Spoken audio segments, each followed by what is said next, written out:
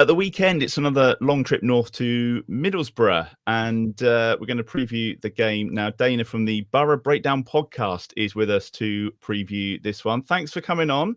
After losing to Coventry in the playoffs last season, this is probably not quite the kind of start you'd have been expecting. Is it just not quite clicking yet? Things not quite gelling? Yeah, thanks for having me on. Yeah, you could say that. There's a whole host of problems at the moment. I think Carrick is trying to manage the expectations set from last season, and we have a completely different team. We don't have the loanees that we had last season, and therefore there is a lot of difference. And I think football fans always want results instantly, and I just don't think that's going to happen with us, to be honest. I did think that we would have a few teething issues, but not quite this drastically bad. I mean, I just listened to his talk there about a couple of iffy results for you guys, but at least you've got more than 1 point on the table. I mean, Christ alive, the fact that Sheffield Wednesday are above us. I mean, we play them on Tuesday. I said on our podcast, we're going to have a shit off. We've had a dreadful start to the season, and what positive can I say? It's it's been really bad, guys. This is better. I can't be handling the optimism of the Ipswich fan. You're amongst friends. Are they playing good football and just not getting the results? Because that's what the manager would have you believe in some of his interviews. Yeah, he's bound to say that though, isn't he? You know what? I think at the very, very beginning of the season, I think there were some good signs. But to be honest, the QPR game before the international break was terrible. Honestly, we are very, very slow in possession. Last season, the exact opposite. We were very incisive, very quick, slick. We knew exactly what we were going to do because the players knew each other's games really well. This season, it has just been incredibly slow, sluggish, predictable, static. There's so many buzzwords that I can throw at you that describes us. And I think there has been glimpses the last 40 minutes against Blackburn. We were better, we were probing, but to be honest, we had to. We were 2-0 down. You know, we couldn't exactly just kind of camp in and around the centre of the pitch and just, I don't know, expect someone to pluck a goal out of the sky.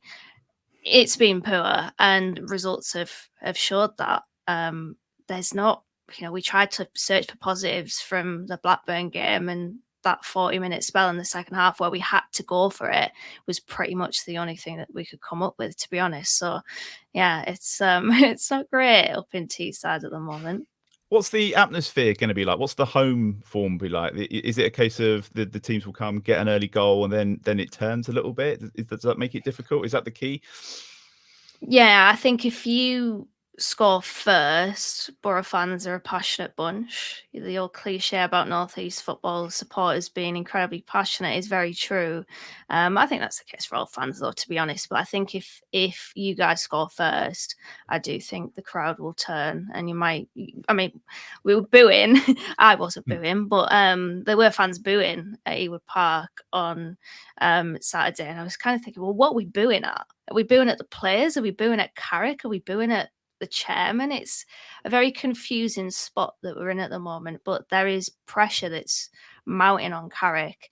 There's a corner of Middlesbrough fans that are already saying that if he doesn't win on Tuesday, then there might be reason to suggest that he should go, which is crazy thinking about how good we were last season. Does he not have a whole load of credit in the bank for that last season, given that he obviously took over in October, November when Wilder left, when you were awful, similar to what you've started this season, and then suddenly you end up in the playoffs. So has he not kind of earned himself the right to have a bit of an iffy start and kind of trust him to work it out in the end? Yeah, I think so. Absolutely. I think this is Carrick's first job in senior management. Obviously, he had that spell at interim charge at Man United, but this is very different to that. And I think, spot on what you said there, Steve, I think he has built up that time, and he probably is allowed that time to firstly make mistakes. As I said, this is his first spell as a senior manager, and he's going to have his inexperience is going to show. But because of how good he made the team last season, I think he has allowed that time to maneuver through this really bad period and hopefully see the better side of it on the other end. But yeah, it's a tricky spot at the moment because as I said, like football fans, they always want results instantly, but they don't want that growing period. They can accept that we have development players and players with potential, but they still want results right now. And football's a tricky one, isn't it? It's a very unforgiving, impatient sort of atmosphere. You think, Glenn, this might be the game to get things back on track? It's a shame this one's not on Tuesday night, really. Well, when the fixture list came out, you sort of like see this month, and Ipswich at home was the one you think was a banker, and Middlesbrough away, because of how well they did last year, you think, well, that's going to be a really, really difficult one. As far as we're concerned, I mean, obviously a lot will depend on the mood after the Ipswich game on Tuesday, but if we get beat by Ipswich, then we can't be going to Middlesbrough and getting beaten again. But both teams' seasons, it could be quite significant changes on the midweek games, as Dana said. If they get beat by, is it Sheffield Wednesday you're playing? If you get beat by then, the mood is going to be almost suicidal out there on Saturday, isn't it? And likewise, if we get beat by Ipswich, it will suddenly become a huge game. But if either team picks up a win midweek, then the pressure's off a little bit. So I hope for your sake, Dana, that you win the game on Wednesday or whenever it is. Yeah. I don't think I can hack losing to Sheff Wed, because like before the season started, I earmarked them as the worst team in the league, and the fact that we are currently worse than the worst team in the league, that's not good. So making predictions like that will always come back and bite you. Yeah, it will. To be fair, I don't think Sheff Wednesday fans could argue with that, to be fair. So, it is what it is. To be fair, I did say second for us as well. So that I've already got half the egg on my face there. Against second now. Do you think away from home might help a bit, Alfie? I mean, a lot of this depends, of course, on Tuesday night and how it goes. But it's going to be that first 5 or 10 minutes against Ipswich is going to be so key, and I think that has a big say on how this game plays out on Saturday. Yeah, it's tough to talk about a game that's a week when you've got one in between. To be fair, because like Glenn said, the mood can completely change based on what happens Tuesday. But I think they'll definitely be happier to be away from home at the moment. Whatever it is, for the last 2 or 3 years, just can't seem to get a result with St Mary's. I know they have done against QPR, but I think Middlesbrough only scored 4 goals in 6 games, is it? So, I mean, Gavin Bazunu might be eyeing up that clean sheet. The clean sheet. And I've looked at it as well. Only one team have conceded more than Middlesbrough this season as well, whoever they are. There's a chance for some goals.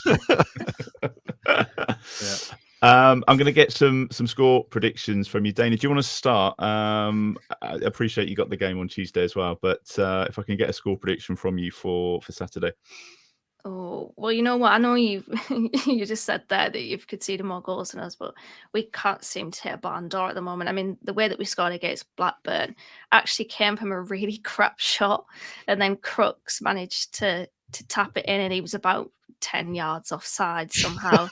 Inept EFL refereeing, but we'll take it. A goal on the board. I am going to go with, I think we will score. I think it'll be a 2-1 defeat for us. I think you'll win. Okay. You'll scrape the win there. I agree, actually. I'd put a 2-1 down when I was thinking about this earlier. Steve, prediction from you?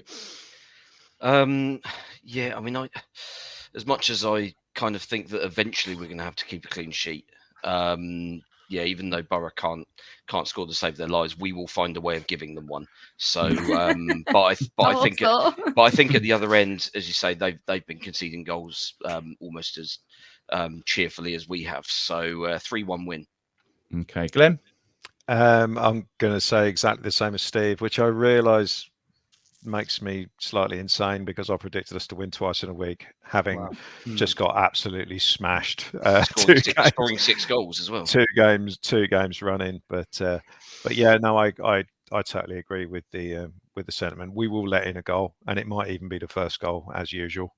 But I feel that we will have too much going forward for a team that is almost as bad defensively as we are. So I think our the fact that we do despite our negativity or my negativity, still do have some good players in attacking areas.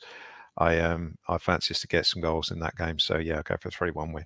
Okay, and Alfie, a long trip north for you. You going up the day before for this one? Yeah, I'll go up on Friday, yeah, for sure. There's been so many, haven't there, this season? We've got Newcastle, we've done twice. We've done Sunderland already. Middlesbrough's half an hour short of those, which is a bit of a dream. But I'm going to go, I'll just say the goals are going to come flying in. I think it's going to be a 4-2 win. 4-2 win, blimey. Okay, again, if you're watching along live, you don't need to hit a barn door to score against Southampton. That's not. Stick your predictions in the comments if you're watching live. Dana, thanks for coming on. Cheers for a really useful insight. Good luck against Wednesday, and we'll catch up again later in the season if that's all right. Yep. Thanks, guys. See you there. Good luck, but not on Saturday. Fair enough.